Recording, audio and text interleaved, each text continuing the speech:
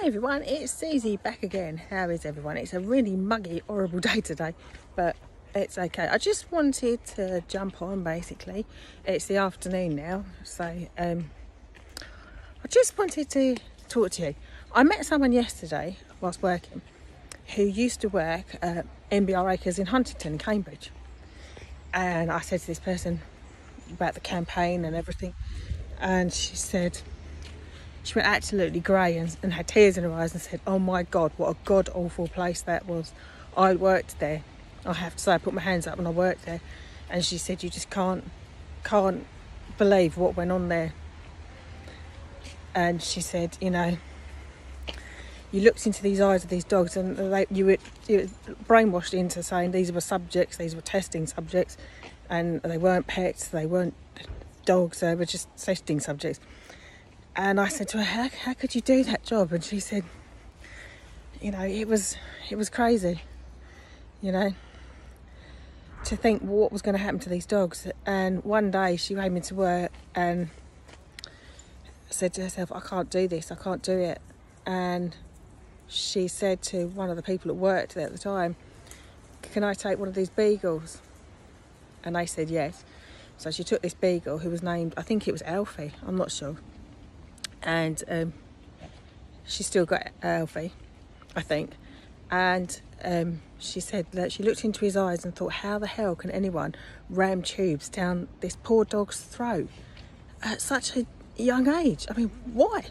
And I said to her, what else did you do there? And she said, oh, it was horrific. It was just awful, listening to the cries of the dogs and everything. It was just horrible. And she said, it actually broke me in the end. And I said, what do you mean? She said, it broke me. You just become desensitised to it all. You become just like, it's just a crazy feeling. And I said to her, this has got to stop, you know. She said, exactly, she's campaigning as well. And she's somebody that used to work there. And she was saying to me, I could never ever, you know, understand why this goes on still. I mean, it's been there like 50 years, this place. And I said, I didn't know anything about it till Camp Beagle went there. And she said, no. She said she actually been reading about it and hearing about it and following all the posts and doing all sorts of outreach and stuff as well. And she said she doesn't know how these workers go in every day just like she did and just become desensitised, because that's what you do. You become so desensitised to it. It's just like a job. And I said, but they don't get paid that much money. And she said, what they get paid, they could work in a supermarket or more delivering for Amazon. So I said, why do they do it then? And she said, a lot of them are very young and they think that they're going to be animal carers, which they're clearly not. They're just sending poor little puppies to their deaths in laboratories. And she actually spent a couple of days, or 3 days, I think it was, or a week, at LabCop. And she said on the last day, which was the 4th day, she picked up her stuff and said, I can't do this. And just went home and sobbed for about 2 weeks and had to see a therapist, like a counsellor, to get over the trauma of being there. And I said, I couldn't even walk for 1 minute, let alone 4 days.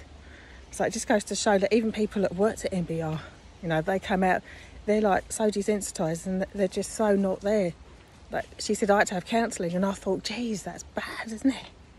Having counselling, working at, I won't even go through I want to go to MBR to go outside, but I just, in one sense, I can't, because it was just, most of you know I've got a dog and animals, and you think, how could I go there and hear those cries when you want to just smash down the wall, the wire fence, get a pair of cutters and grab all those dogs and say, here, you're free now.